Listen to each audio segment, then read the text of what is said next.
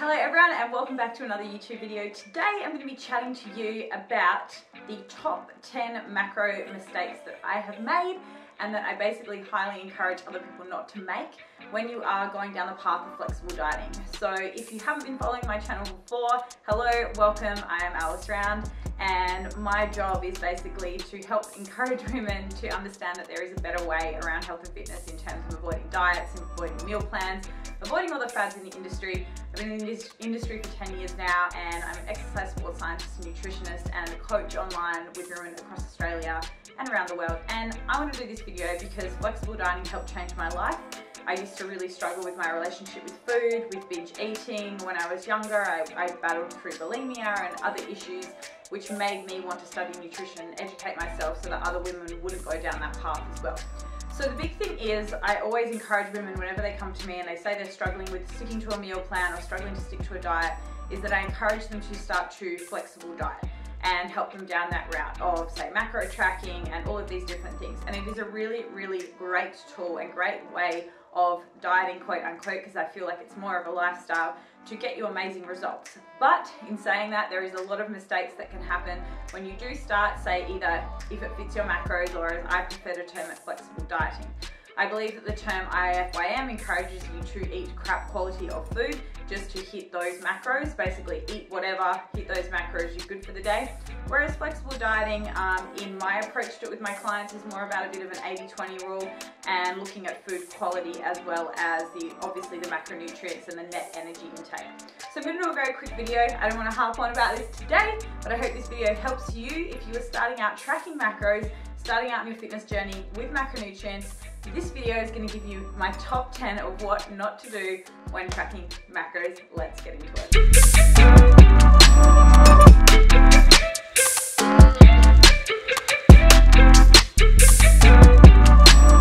So the number one thing when people are tracking macros and starting out is that they often don't think about the micronutrients. Now, this can be a very big, long-winded topic, but I'm going to keep it short and simple today.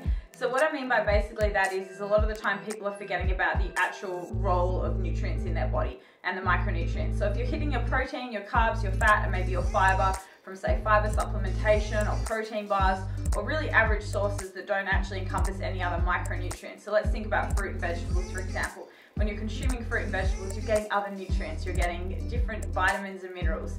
Okay, so that's really, really important. When a lot of people start macro tracking, they say that they feel often tired, they're more fatigued than usual, all of these things because they're often not worrying about the actual micronutrients they're consuming. And they might have gone, say, from a really clean eating regime, probably too strict and on the deep end of the other end of the spectrum, to this way too kind of relaxed approach to nutrition, and forgetting that we actually still need to focus on food quality to feel good. Okay, my number 2 tip is they often lack the great sources of fats within their diet. So what I basically mean by that is often they are missing out on the really good fats for optimal hormonal balance. And this is a big one for females. So a lot of the time I will see people eating a lot of processed food when they are macro tracking, which again, like I said, moderation at 20% rule. But if you're getting all of your fat sources from processed foods and getting a lot of trans-saturated fat in your diet, which is not great in terms of cholesterol, in terms of arteries, we're wanting to have more components from good fats in terms of mono and poly, and also some saturated fats in there. So saturated fats are really, really good, you know, natural sources of saturated fat, obviously, not trans-saturated fat. So I'm talking about things like dairy, so oil, butter, coconut oil, different things like animal meat, whole eggs. A lot of people eat only egg whites, forgetting that there's some really good fat components in the egg yolk. So definitely missing out on a variety of fats in the diet is a big one that can obviously affect your hormonal composition. So really important one there when you are macro tracking.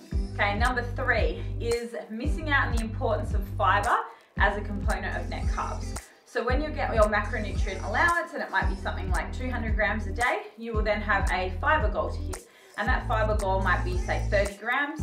And so dependent on how you are doing it, a lot of coaches will say include that 30 grams in the 200 grams, which will allow you 170 grams of actually usable carbs for the day.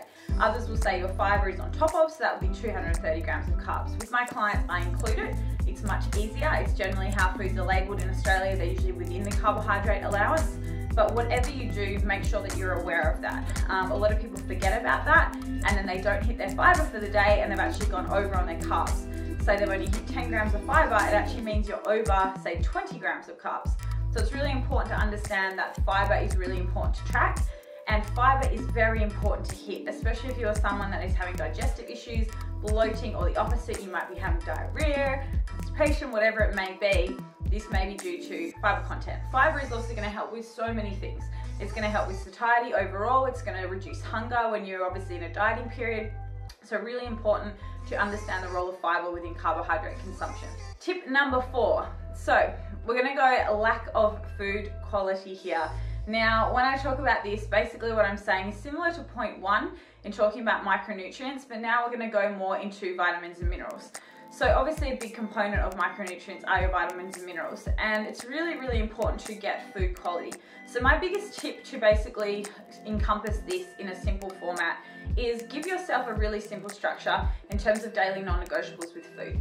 So for me, it's like the 5 and 2. So it's very, very standard, but 5 serves of veggies, 2 serves of fruit, and that's a really, really simple way of hitting a lot of micronutrients within my day.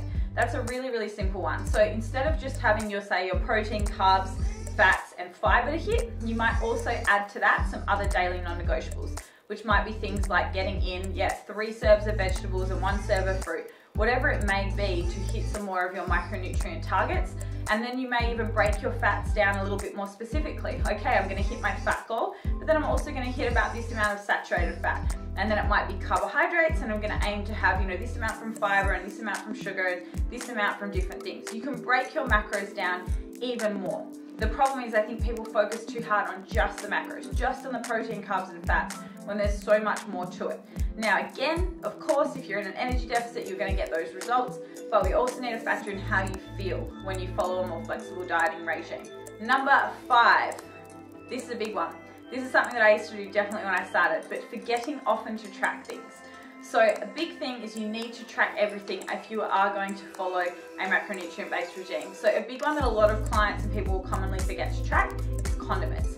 So they'll forget to, I added a bit of sauce, and it might be like a sugar-free sauce, but if you're adding that to every meal and it's a small component of carbs in it throughout the day, and if you are being more strict, say you are in a caloric deficit and you're trying to drop body fat, all of those things will add up throughout the day. So it's really important to track everything, all of your condiments, putting on some oil on a salad, whatever it may be. Track your condiments is a really, really important one when you are starting macro tracking. Okay, number 6, not selecting the right foods in a tracking app.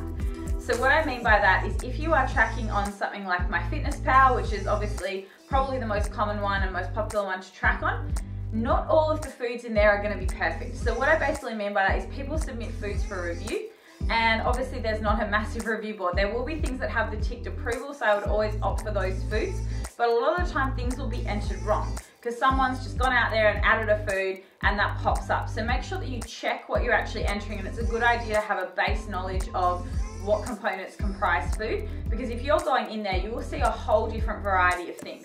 So you might see chicken breast cooked and it says 25 grams of protein here, and then in another one it says 100 grams. Now, the most important thing to understand here is that you're consistent. So let's say, for example, there is 2 like that. As long as you're consistently selecting the same one, then if you are adjusting your calories, adjusting your macros, then that's going to balance out in the wash. But the biggest thing is don't just change it all of a sudden. Say, for example, you've been tracking everything accidentally as cooked weight of something and you're actually measuring it out raw, as long as you are staying consistent. So try not to change too many variables and select foods consistently, which will come up in obviously your most frequently used. So just be careful when you're actually entering things that they are the correct food that you want. And that can be a little bit more tricky, and it just does take a little bit more time when you start out. So number 7 kind of rolls into the next one. When you are tracking, make sure that you check if you're entering foods as the raw versus cooked, basically. So what I'm trying to say is if you have something, for example, like oats, and you're entering raw oats compared to cooked oats, that is going to completely change. Same with things like rice. Anything that kind of doubles or triples in size when you cook it, if you're entering it wrong, it's going to come up wrong in MyFitnessPal. So if you're entering 50 grams of raw oats as opposed to 50 grams of cooked oats, they're going to give you completely different carbohydrate amounts. So make sure that you're being clear on how you are entering the food. And even with things like chicken, things are going to shrink down with cooking weight, or if you're cooking something in a liquid and it's absorbing, then it may actually come out heavier afterwards. Now, it doesn't mean it's changing the nutrient profile, it just means you need to be clear on which one you're actually selecting. All right. Number 8, can be difficult when you are doing macros to understand what's affecting your gut, digestive system, because you're having a lot of different foods and a lot of inconsistency often. So when you go from basically a strict meal plan, then you switch over to something like flexible dieting, a lot of the time people will say that they're having more bloating, more stomach discomfort, more GI issues, reflux, anything like that. And my biggest tip that I say to those people is keep a food diary, look back on what you've eaten, and be consistent for a few days. So what I mean by that is, it sounds a little boring, it's meant to be flexible dieting, but try to eat similar foods for a couple of days and see what may be affecting you. If you're eating so many different things and your body's getting all of these different foods, different nutrients to break down, and you have been on a very strict plan before that, it's probably gonna have a tough time with all these new things coming in and foreign items. So I would just be slow with integrating foods. Say for example, you've cut out dairy and gluten and meat and all these things, and then you start flexible dieting and you're like, fuck yeah, I can have whatever I want. There may be a few problems. So I would slowly integrate foods, and if you're having digestive issues, look back at what you've had, what maybe has affected you, remove that food, and then see what happens from there is really important. So always remember that your digestive health is a really important part of the overall big picture. Okay. Number 9, okay, this is a big one. Don't be too paranoid with exactly hitting your macros, okay? It is very hard to like nail your macros within 1 gram. And I've had some clients before freaking out about this, and they'll send me a message and they'll say, hey coach, I feel so bad. I went over 3 grams of protein today. I feel like a failure. I'm finding it really hard to hit my macros. You do not need to be that pedantic about things, because at the end of the day, let's say 3 grams of protein is about 4 calories. It means you've basically gone over about 12 calories for the day. So it's nothing that extreme. Obviously you still track it, but at the end of the day, don't be too stressful. With my clients, I basically give them a 5 to 10 gram range. Generally for protein and carbohydrates, they have less calories per gram, so I'll say try to stay within 10 grams of those targets. And with fats, they're more calorically dense at about 9 calories per gram. So I would say try to stay within 5 grams of your fat target. Now, if a client is, say, being a little stricter, getting ready for a show, coming to the final few weeks of prep, we'll say try to keep that as close to as you can. But at the end of the day, you don't want to stress yourself out by it and feel like you've completely stuffed up just because you've gone a few grams over here or there. So don't be too pedantic with those smaller details. Number 10, this is a big tip for when you are going into flexible dieting, is still have time for meal prep. This is something a lot of people forget, and then a lot of my clients will say, look, I've had really crap quality food today, I've grabbed stuff on the run, I've still fit it into my macros, but you know, I'm tired, I'm lethargic, my digestive system's bad. And it's because often we use it as a little bit of an excuse to be lazy, where I think it's a great tool when you are busy and you do have to grab something on the run, because that's just a part of life, which is why flexible dieting is great. But at the same time, I think it's important to still prep a lot of what we spoke about before, those micronutrients. So still prepping off, you know, some good quality fruits and vegetables, have some chopped and cooked in the fridge, whatever you need to do, have some fresh fruit to grab when you rush out the door. And then I also encourage my clients to prep lean sources of protein, because protein tends to be the hardest thing to grab when you are out and about, especially lean sources of it. Often it's like in a sandwich and like it's got a lot of carbs and other things with it. It's hard to just, you know, go and get a chicken breast or something like that. So definitely prepare. I tend to still meal prep, but just keep foods in the fridge cooked. They don't have to be in individual containers or any of that if you like variety like me, but definitely cook off batches of, you know, chicken, some beef mince, you know, some sweet potatoes, chop some salads, cook off some veggies, leave that in the fridge so that it's very easy for you to basically then adjust and choose what you want in your meal and be flexible there when it comes down to the actual meal structure, but to have some good quality foods there to choose from rather than always going to crap, which can often happen when you are flexible dieting. Now, to summarize, at the end of the day, we have to look back at calories in, calories out.